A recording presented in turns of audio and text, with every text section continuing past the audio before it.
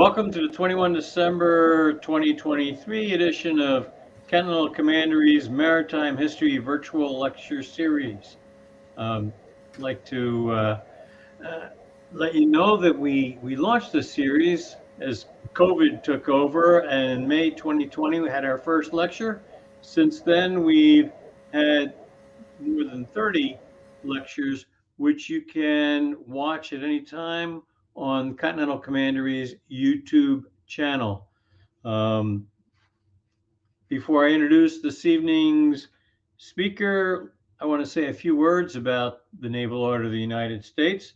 Naval Order is our nation's oldest ancestral organization dedicated to maritime history. Our mission is to preserve, promote, and celebrate U.S. maritime history and provide camaraderie amongst our companions. Anyone who served in any of our maritime services or is a direct descendant of a maritime service veteran is eligible to join the Naval Order. And for more information about the Naval Order and how to join, visit us at www.navalorder.org and select How to Join NOUS. Today's presentation is being recorded on YouTube and will be available for viewing immediately after the program is ended. You can use the same link you're using to watch this program live. During the program, you'll be able to ask questions using the chat function in the comments box.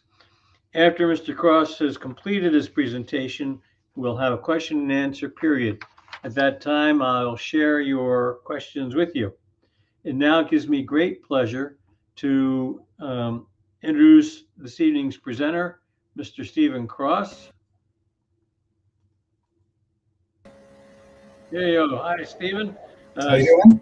Stephen was raised in Wyoming, experienced both rural ranch life in north central Wyoming and city life in beautiful Casper, Wyoming. He attended Colorado College in Colorado Springs, where he graduated with a degree in economics and a minor in physics. After graduation, he briefly worked in Los Angeles with a major bank before he was able to attend Officer Candidate School.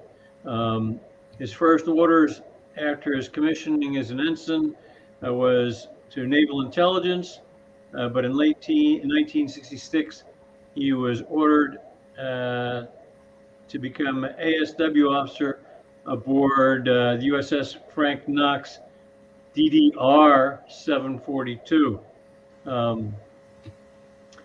He left active duty in 1968 and ultimately wound up working at GE, from which he retired in 2007. In retirement, he has a number of volunteer positions, including with Rotary and at the USS Midway Museum. He works as a docent, a library volunteer, a member of the Speakers Bureau, and has served as chairman of the Docent Council. He's also created 5 one-hour continuing education lectures as part of continuing education for Midway docents and others. How did you wind up in San Diego from beautiful Colorado? Did you just decide to stay after you came off active duty? No, I was already here because my ship was returned to San Diego, and right. So I was here. I met my wife here. We got married here. I got out of the Navy, and I had a job waiting for me. So I was ready to go as a well-trained Navy reserve officer. Let's put it that way. I have to say that I spent quite a bit of time in San Diego in the early 70s. It was a bit of a down on the hills town when I left in 73, but when I returned again in 82, that just short of a decade, the town had undergone an amazing transformation, and I have to say it's a fantastic city. If you can keep water coming, it's certainly a destination city. Water and money, those are the two things that keep it moving. There you go. Well, I don't want to cut into our time, so at this point, I will give you the deck and the con, and look forward to listening to your presentation on some of the things that we don't think about when we think about Pearl Harbor. So, Steve, take it away. All right. Well, thanks very much, Fred. And I know Mark is behind keeping us all honest and going. Holiday greetings to all. We're between the 100-year celebration of carrier aviation, the birthplace of it, and we're next year celebrating the arrival of the Navy's first carrier being home ported in San Diego, the Langley. So much has been written about Pearl Harbor. Probably way too much, but it is a huge topic. It's a huge swamp. But today we're going to have a discussion and maybe a review about some key items. First of all, the road the U.S. and Japan traveled to arrive at a surprise attack on December 7th, 1941.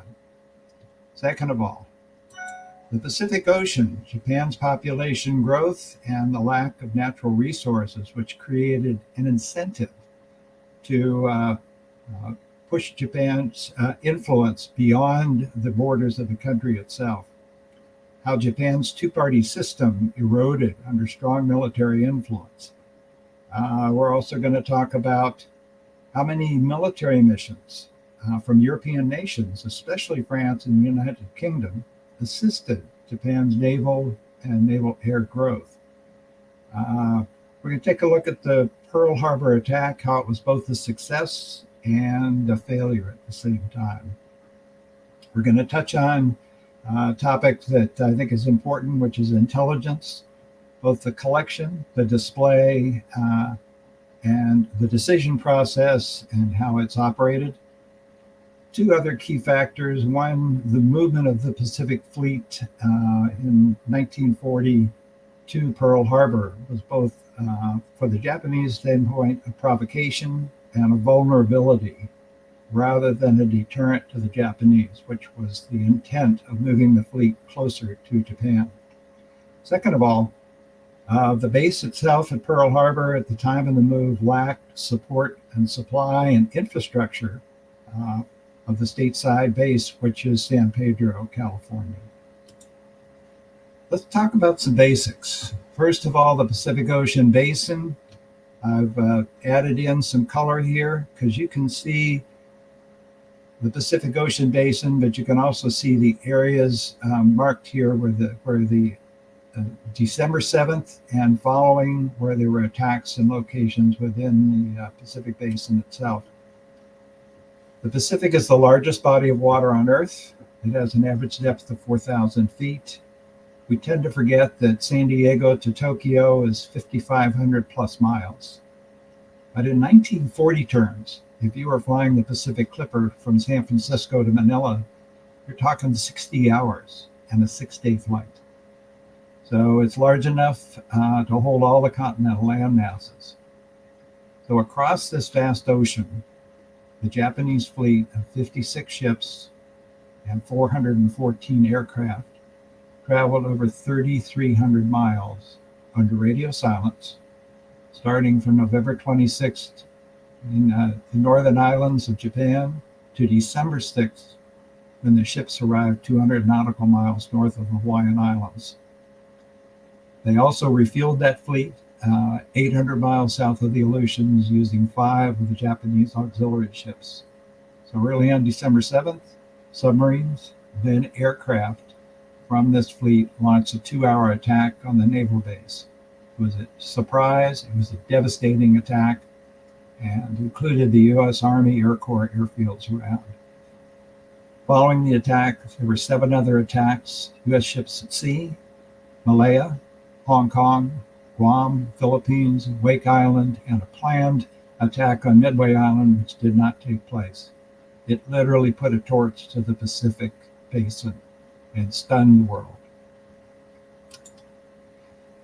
So the big why is, why would Japan, with very small landmass, attack the U.S.? So the landmass is about the size of California. It has 40% of the population. The economies of Japan First of all, the economy of Japan, about $192 billion in international dollars. The US, $943 billion in size. Significant size both in land and economy. And Japan also in 1932 established a puppet state in Manchuria that they named Manchukuo, which had an additional population of 41 million and access to resources within China's continental area. Another why, Japan's government. If you compare it with Germany in 1940, Japan had an authoritarian government. Germany, a totalitarian government, which is centralized, dictatorial, and required complete subservience to the state. Opposition parties and views were not tolerated. But in an authoritarian state, after the 1920s, no single government institution was able to really establish control in Japan, and particularly true of the economy, the large corporations, and off and on, there were issues regarding the military being creating their own initiatives. So their parliamentary government was not rooted very deeply within to withstand the economic and political pressures of the 1930s. The economic reasons to look at. The Treaty of Portsmouth, which was brokered by President Theodore Roosevelt, Japan received no financial compensation for its victory over Russia, just territory. That they were not particularly happy about that, but they signed the agreement because it kept China and the Soviet Union at bay. The 1919 Treaty of Versailles, one of the key components of that was a racial equality clause, which was proposed by Japan, saying all races were equal. That was vetoed with strong emphasis by Britain and the United States and their associates. So in 1922, the Washington Naval Treaty, which Japan was a signatory to, created a 553 ratio of tonnage. And Japan felt like they were a junior partner to Britain and the United States in naval terms.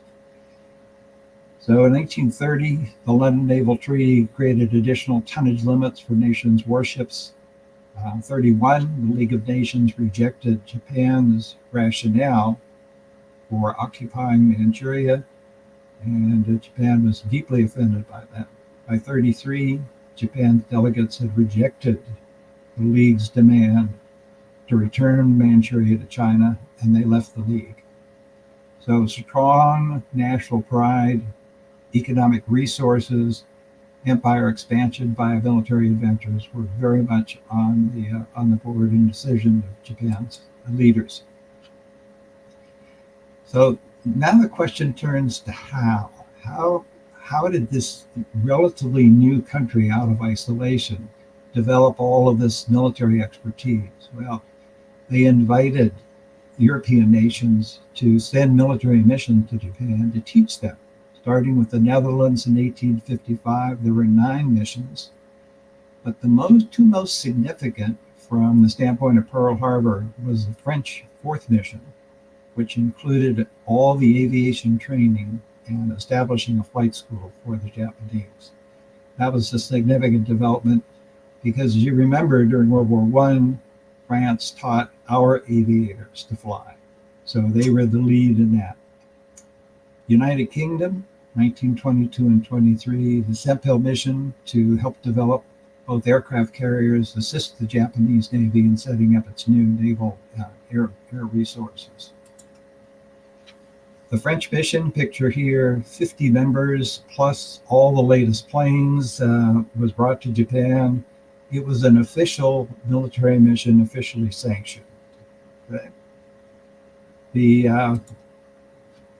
Here's another picture of the entire group. This is one of the very modern French airplanes that they brought to the Japanese themselves, which they freely copied. The tech transfer was fantastic between Japan and France. Then in 22, in a response to the Japanese request, There was a mission from the United States known as the Sempil mission. This is Captain and Master of Sempil. William Ford Sempil retired. He retired. The British Naval, he brought naval technicians to Japan. The way it happened was the Sempil aviation mission to Japan. They asked the Admiralty, and the Admiralty said flat no. We are not transferring any technology to Japan. The Whitehall and the Air Ministry decided they might be able to sell planes and other equipment to the Japanese. So that's how it was made. And if you look closely, you'll see that the uniforms that were worn by the personnel resemble, but are not real Royal Navy uniforms. That's because Sempil himself designed uniforms for his civilian tour that made them look official. Here's a British airplane on the deck of one of the Japanese ships itself. Through the 20s, Japan's aggression and adventurism continued to grow, and eventually in 1931 turned away from the Allies and shredded all of the agreements that they had signed on to. Excuse me, in lockstep to that, Captain Ford Sempil, whose mission had ended, continued to work for the Japanese because he was heavily in debt. They were paying him well. And Commander Frederick Rutland, same thing. These men were paid informants for Japan. Each of them had a handler, and as you'll see, the technology spread beyond that. Individuals like William Jordan, an engine expert, worked for the Japanese. Herbert Smith, Lieutenant Commander Roy Chappell, Lieutenant Wingate, and a gentleman named Anthony Blunt, who was part of a 5-member group called the Cambridge Group that actually spied for the Soviet Union, also provided information to these individuals. Churchill, by 1940, was exasperated with the leakage of technology and information, which seemed to be never ending. And he said, at any moment, we may be at war with Japan, and here are all of these Englishmen, many of them respectable, 2 of whom I know personally, moving around, collecting information, and sending it to the Japanese embassy. You can almost hear Churchill blunder about that. That's true all the way through 1941. This is a little bit about the Japanese economy, but the thing to note down here at the bottom is the growth of their merchant shipping and tonnage, which is how Japan was able to continue to supply their troops at sea, provide fuel for their ships.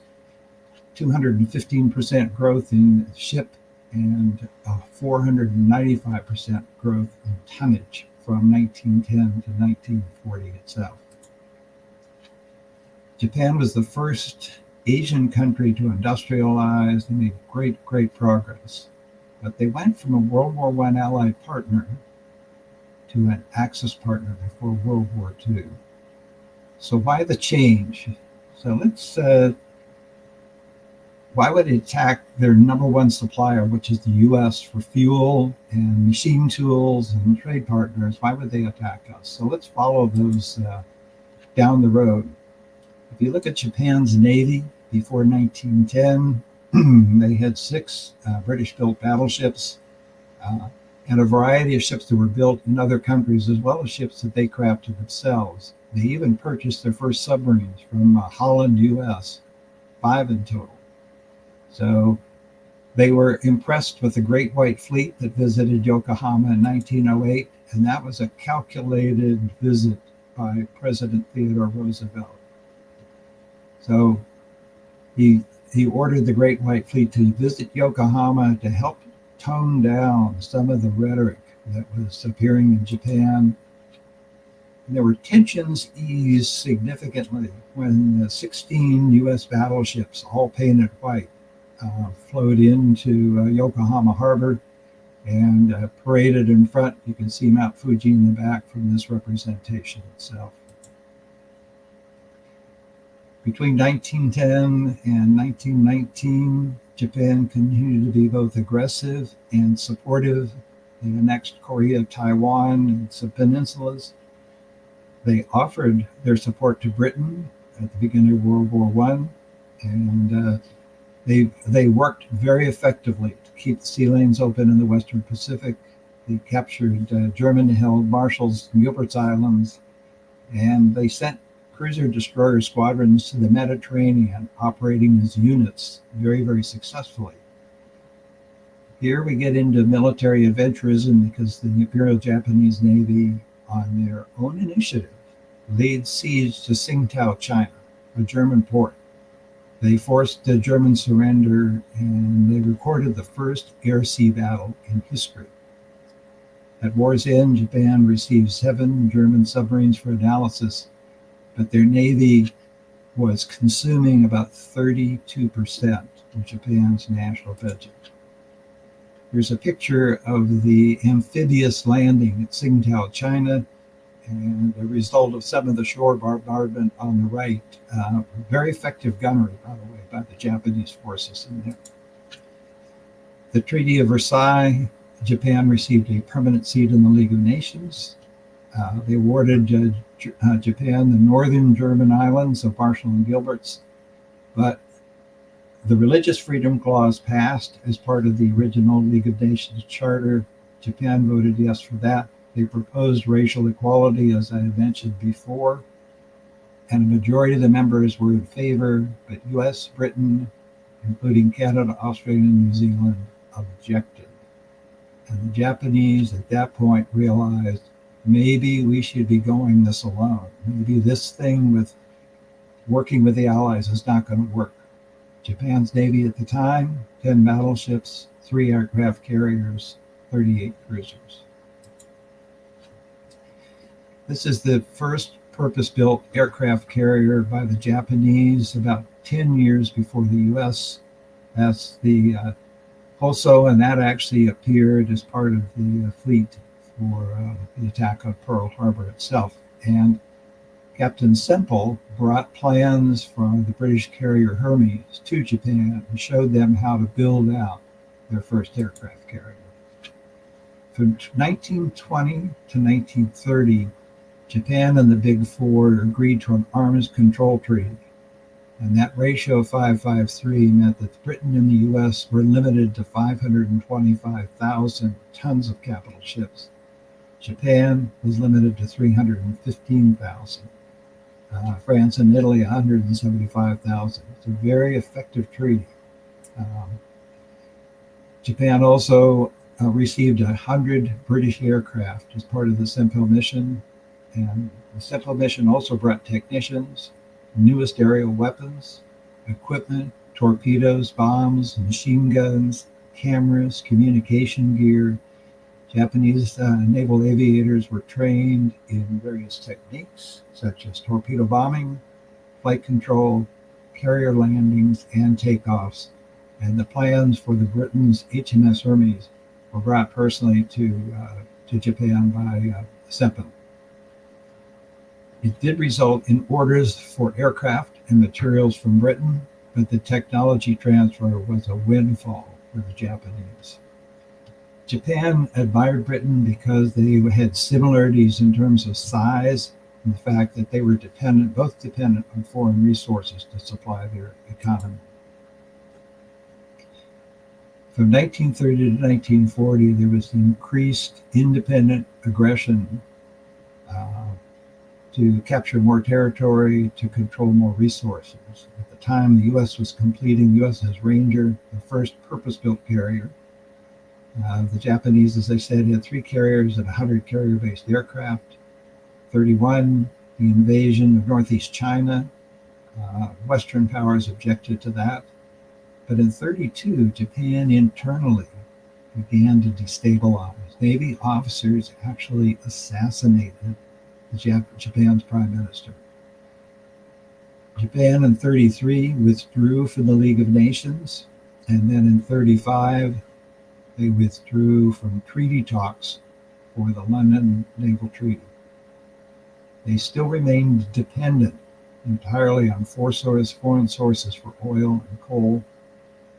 And in 37, Japan not only declared war on China their second time, but they had over 1 million men in arms in China, and 3 cities were overrun by the army, and the troops there went wild. They raped and killed 40 to 100,000 civilians in the Chinese city of Nanking. The U.S. State Department's response was swift and firm. They stopped any negotiations with Japan, they froze assets of Japan, and the embargo of goods, plus they issued a note directly from the Secretary of State, an ultimatum: leave China immediately. That's called the Hull Note, and the Japanese were incensed at the way it was delivered and the strong, non-diplomatic language that it contained. A couple of weeks later, after the incident in Nanking, Japanese Navy planes strafed an American gunboat, USS Panay, and 3 fuel ships. Japan apologized, paid over $3 million in compensation, and the matter was considered closed at that point. We get to 1940, and through the 20s and 30s, Japan was able to keep up with U.S. carrier production, converting 2 battle cruisers to 30,000-ton aircraft carriers and building several smaller 8 to 10,000-ton carriers. If you're familiar with carrier construction in the U.S., you will see that the U.S. very built bigger hulls and a lot more into their carriers, making them both lethal as well as survivable. July of 1940 was the beginning of the dawn of an idea to attack the U.S. British attacked the French fleet near French Algeria, and they sank 5 battleships in the harbor. France was neutral at the time. Then in September, Japan signed the tripartite pact with Germany and Italy, making the full conversion to Axis alliance. And in September 1940, as part of its operations in China, it invaded French Indochina. So they're coming further south for oil and resources.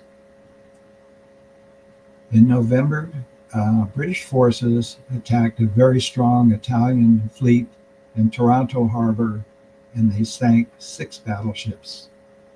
They used torpedoes in the shallow harbor, and the Japanese studied that attack very closely.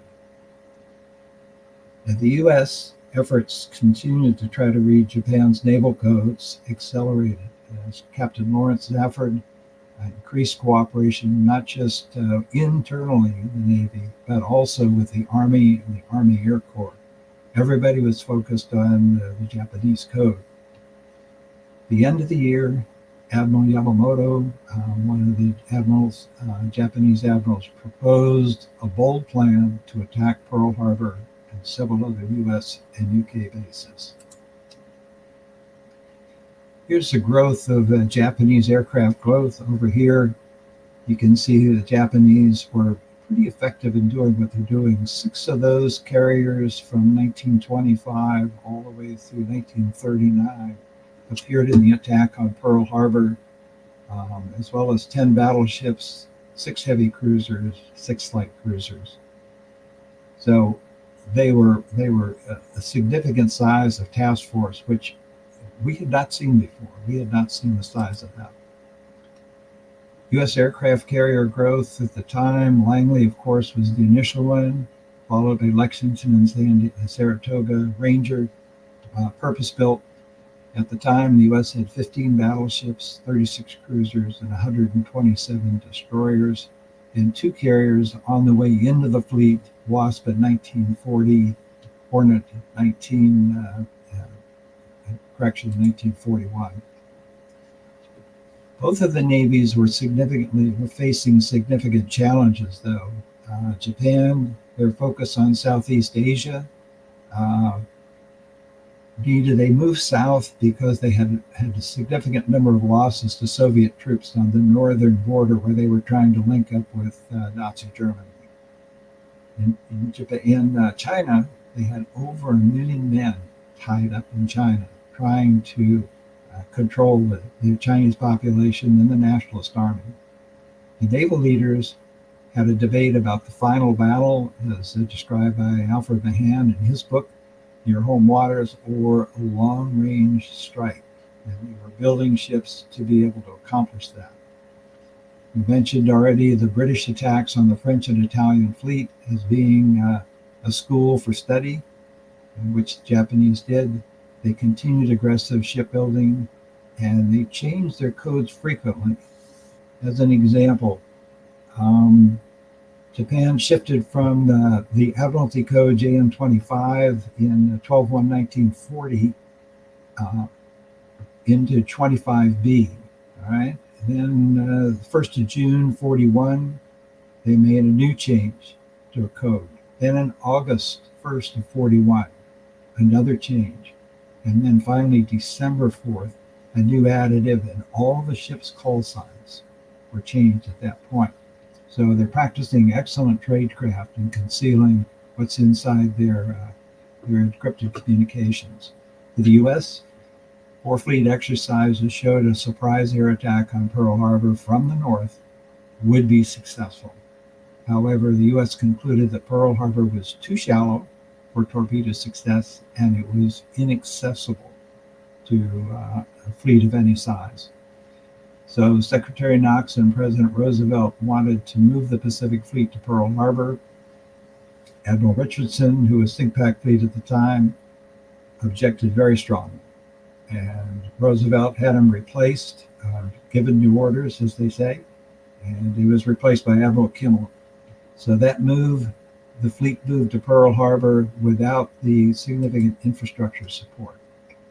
We talked a little bit about the codes, but much has been made in literature about the diplomatic code being read. It was being read. And the U.S. actually copied some of the Enigma machines and built 5 of them themselves. And we're using those in Washington, D.C. One of those machines was supposed to go to Hawaii for Admiral Kimmel's use so that he could read the Japanese codes as well. It didn't happen. The British asked for another machine. The U.S. sent it to the Britons. The naval codes, there are a great many of them. I think 11 or 12. Merchant codes, auxiliary dockyard codes, coral and jade.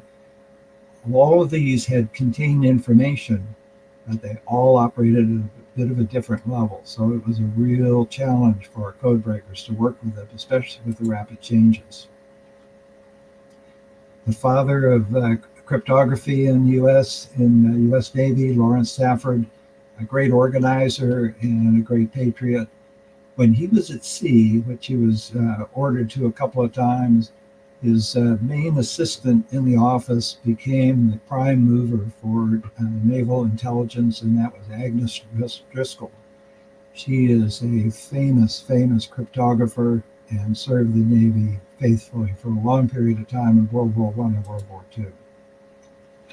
Some other code-breaking leaders, in addition to Stafford, in Station Hypo, he recruited a gentleman named Joe Rochefort and installed him as lead at Hypo in Hawaii. And another individual on the left, that's Colonel Alva Red Laswell. You will not know his name, but he is the only Japanese language expert and cryptographer. He's a Marine, and he is in the Hall of Honor for National Security Agency. He's also the only individual that has an entire building named after him, Laswell Hall. So both of them were working hard to read the Japanese naval codes themselves.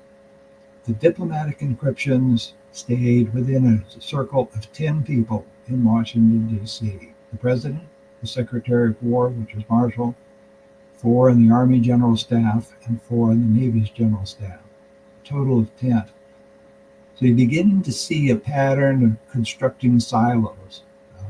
We're going to talk a bit more about that. Where the silos don't talk to each other, they tend to interpret and then send a message, knowing to others, concluding what they thought.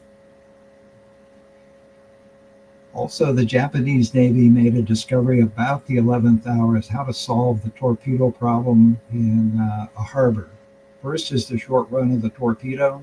Second of all is the shallow delivery mirror. The Japanese solved both, making modifications to their torpedoes and their bombs, and it was very successful. They tried it in their local harbors, and it worked. The other is refueling. Over here on the right, lower frame, you'll see the British method of refueling. Off the stern, that's how refueling is handled. The Japanese tried this in late 40 and early 41. They discarded it almost immediately, going to what we call the stirrup method, which is side-by-side fueling from the ships. And that's what they stayed with, and that's how they fueled in the Aleutians in winter weather, 800 miles south of the Aleutians themselves. Relocating the fleet to Pearl Harbor created significant infrastructure issues. Here is the PBY base the day before Pearl Harbor, and you can see all the undeveloped areas here, just in the PBY base, the long-range patrol base. If you look higher up, you'll see areas scraped and ready for development around Pearl Harbor and Oahu. Simply, the work had not been completed yet.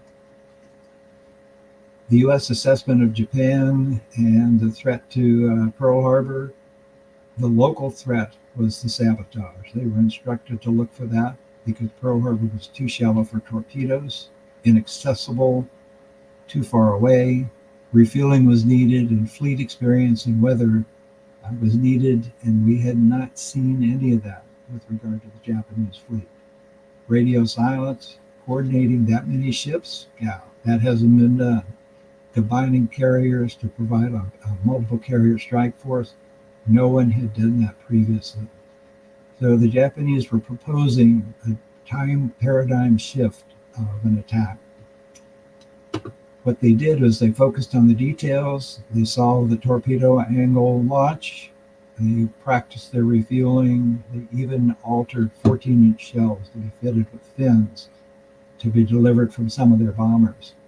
And they planned multiple attacks across the Pacific to multiply the shock effect of a surprise attack on Pearl Harbor. We come to 26 November, radio silence, all the call signs, as I said before, changed for the Japanese ships at that point. They got underway under radio silence, strict, made their way across the Pacific to December 4th. Remember I said that two things happened. There was a final code change, an adjustment in December 4th, and that's where the Japanese ships refueled December 4th before making the final run into Pearl Harbor. Here they are at 0700 on the 7th of December, and the location of the Enterprise, a couple of hundred miles west of Hawaii. And here is Lexington down here, carrier. They have returned from a particular mission itself. Those are the two carriers that were vulnerable to be attacked had they been in the harbor of Pearl Harbor. Japan attack model with the exercise was deemed too far-fetched. As you can see, wave one at 7:55, they brought in the red line is Zero fighters, the gold is high-level bombers, and torpedo bombers brought them in right into Pearl Harbor itself.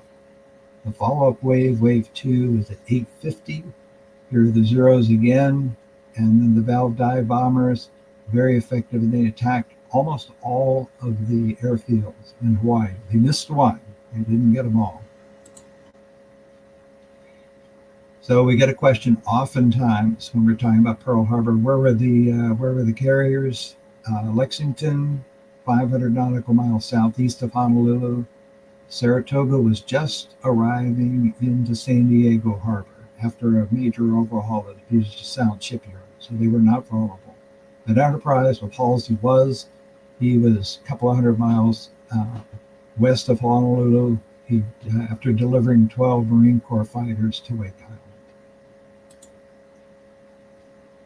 Pacific Fleet had significant challenges. There was tanker support fleet for the fleet. There was not enough ships So less than half of the fleet could be at sea at any one particular time. At the time of the attack, 2 oilers were in Pearl, 3 were at sea, and 6 were delivering fuel to different locations. The long-range air search, engine wear limits with the patrol radius length. Interestingly enough, the Army Air Corps was not asked, and they did not offer flight time to help the Navy with long-range search. We've talked about facilities at Pearl Harbor, training and refit. The other thing is that the radar equipment, which we're going to see in just a minute, was still under the control of the Signal Corps as a testing. Also, purple diplomatic decodes, magic as they call it in DC, that remained in DC. Another thing is the operations, the Office of Naval Intelligence had 5 separate leaders in about an 18-month period of time. And that turnover left the department vulnerable for other areas. War plans under Captain Turner assumed a lot of the interpretive information for ONI. Pacific Fleet Air Operations not really responsible for some of the actionable information. And I mentioned the radar sites, not in control of the Hawaiian Air Force under General lost his name. Anyway, air search limits shrank from 800 miles to 300 miles, then less than 300 miles as engine wear on the PBYs became an issue. There are tactical warnings that took place at the beginning of the attack. This is the USS Ward patrolling the entrance, and their flash message said attacked, fired upon, dropped depth charges on a submarine operating in the defensive sea area. When the flash reached the duty officer at Pacific Fleet headquarters, he chose to seek verification rather than sound the general alarm. This is the Japanese, one of the many stubs ran by the Ward. There was a general warning message that went out the day before from General Marshall. He assumed the fleet was at sea. He said the Japanese are presenting at 1 p.m. today an ultimatum. At 3:20 in the morning, the Coast Guard, bless their heart, spotted a periscope and reported that to the Ward, so the Ward was on alert to look for periscopes, and they did so. At 7:02 in the morning, a flight of planes was tracked south, and that flight of planes happened to be the Japanese attack. It was the Opana radar site. 7:02, here's what they saw, and I'll show you the actual track here in just a second. At 7:15, the site reported Air Information Center a major flight of aircraft. They also detected at 6:32 2 Japanese float planes who were testing to see if the U.S. was alert or asleep. Here is the track from the Opana radar station, and one of several on the island, but again under control of the Signal Corps. And the attack, devastatingly effective. This is Pearl Harbor looking south. The assessment given to Nimitz when he arrived Christmas Eve, 18 of 94 ships were sunk, 2,400 sailors were killed, and Army personnel and civilians, 1,100 plus wounded, 169 aircraft destroyed, 150 damaged. A rescue to Wake Island, which was one of the attack points, was canceled, and Nimitz was furious about that. But there was hope. The Pacific Fleet headquarters was undamaged. Station Hypo with millions of IBM cards sorted and all arranged in a specific way, undamaged. Pearl Harbor ship repair facilities, undamaged.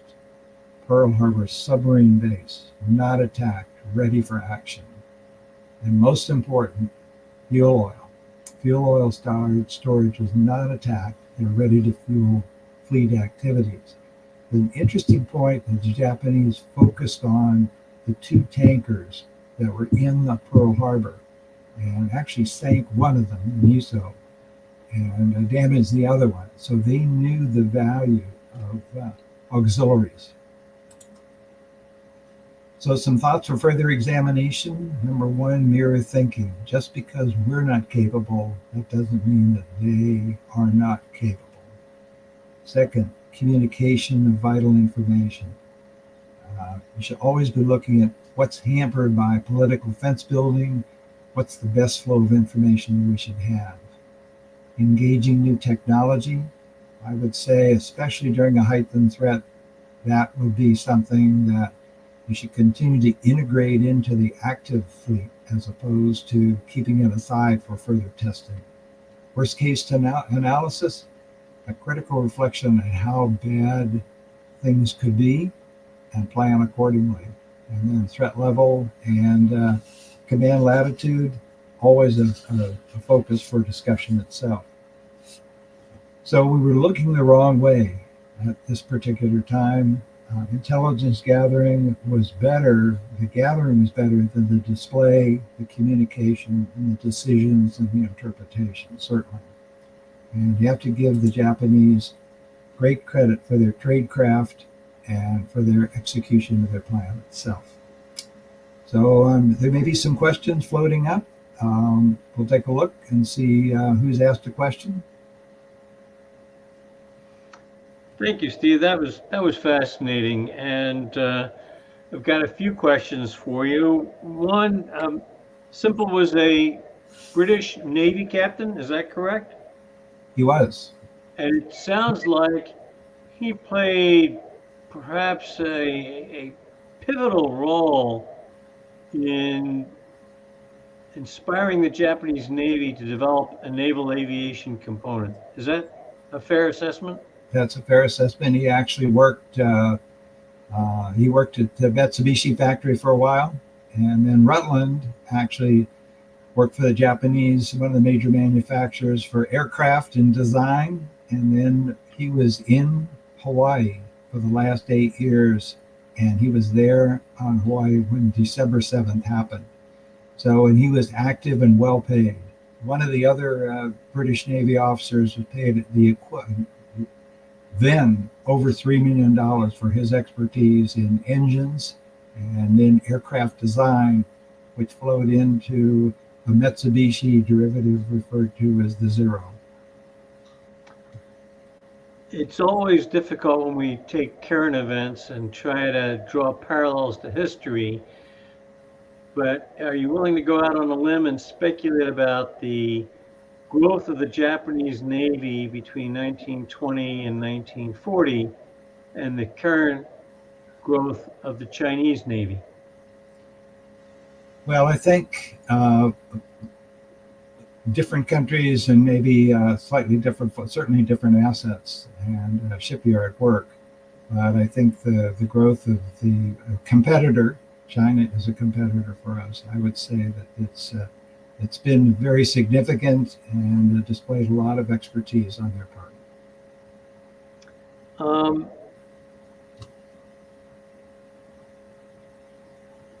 Like you, if you could, talk about your sense of how Japan's response to the U.S. and others' rejection of the racial equality clause of the treaty is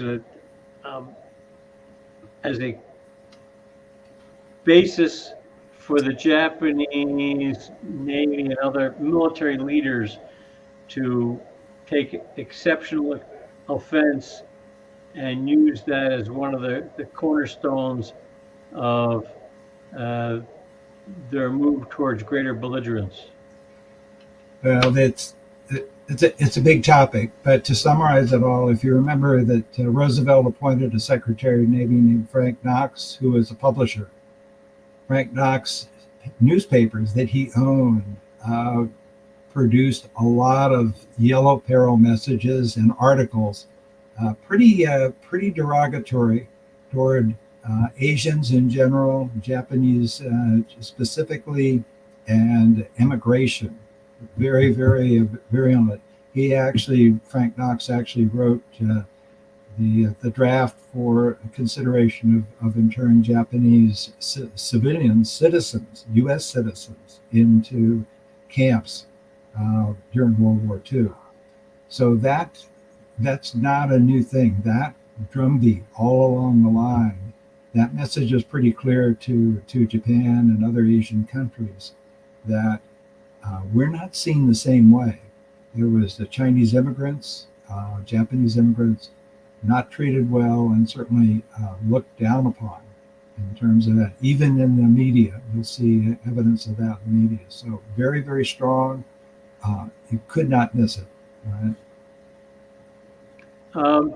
Admiral Andrus posted interesting question about the British officers who played such an important role in building the Japanese Navy and naval air capability.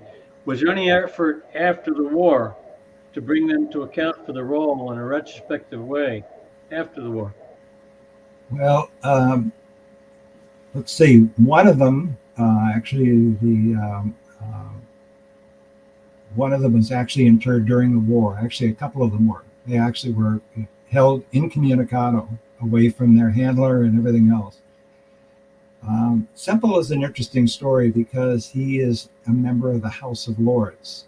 So Churchill had gone to bat for him a couple of times, but also talked strongly to him about his efforts to assist the Japanese. And he was transferred to Canada and given a job with very, very limited communication abilities. That was their way of saying, we don't want any upset in the House of Lords. So we don't want that to be a problem. But everybody else received very either strong warnings or in the case of a couple of them, one of them actually committed suicide at the end of the war. His entire career was ruined. But they British rolled up all of those people. And the only person they did not get was Blunt, and he actually died in 1938 before they could bring him to task. But there was no incarceration as traitors, or it was simply done gentleman's approach to neutralizing their influence almost after the fact. It sounds like. Well, that was they found the leaks. They attempted to plug them in the way that they do best, which is not sending them away. Let's come back to the Langley coming to San Diego. Presumably, she's going to be over in North Island, or is she going to be in San Diego proper? Well, it's a celebration of the Langley's arrival in 1924, late 1924, that we're celebrating. The actual Langley itself, of course, was sunk. She's long gone. No, it's long gone. It was sunk carrying, I think, 28 P-40s out and attacked by, I think, 14 or 15 Japanese aircraft that discovered her. She was traveling alone without convoy and with another ship, which also contained very, very valuable fighter planes for the Nationalist Chinese, and sunk there. So the memory of Langley is strong. The actual Langley itself, sleeps with Davy Jones, let's put it that way. So will the celebrations be North Island and Midway, mostly Midway? Where are the celebrations going to be centered? It'll be. What can you say about that at this point? I can say the only thing I know is that there'll be many, and Midway will be deeply involved in that. And North Island will never miss a chance to talk about being the birthplace of naval aviation. There you go. Well, again, I want to take this opportunity to thank you for a fascinating presentation. You planted a lot of seeds, areas that I know personally I haven't given enough thought to about the interwar period. Of course, my focus has primarily been what U.S. folks had been doing. Mm-hmm. I hadn't realized how important British naval officers were to preparing the Japanese to create an important naval air force and carrier capability. That's stunning to me. It is stunning, and it's a card that people rarely examine. Is how did this happen? How could a country go from literally 0 to 60 in a short period of time? So it's one thing to teach people to fly, which the French did very, very well. But converting those aviators into naval aviators, as you know, takes time, and there's a lot of rough edges to be filed off. Absolutely, it's a very different beast. And I'm also looking at advances in aviation in general during that 20-year period between the wars. Of course, we made the, turn the other corner towards the end of the war, and I don't recall, I don't think any jets made it into World War II, but they were in evaluation phase and might well have been involved had the war gone another year or so. I think from the naval standpoint, you're right. Obviously the Germans introduced their version of the jet engines and had several aircraft. They were either rocket powered or jet engine powered. But the British were the ones who sent the jet engine to the U.S., and that engine design, everything was shifted over to General Electric. And General Electric began developing the first jet engines for military use. And today they're one of the, 3 primary jet engine manufacturers, gas turbine engine manufacturers, the GE, Pratt & Whitney, Rolls-Royce. Who am I missing? You bet. That's the triad. There you go. Keep those guys alive. Very good. Anywhere. Steve, again, thanks again. And I want to thank everybody who joined us for this session. As I mentioned at the outset, you'll be able to watch this presentation within the next 10 minutes. If you missed anything and you want to take a look at it, it will be on our YouTube channel at the Continental Commandery's website. Thank you and good evening.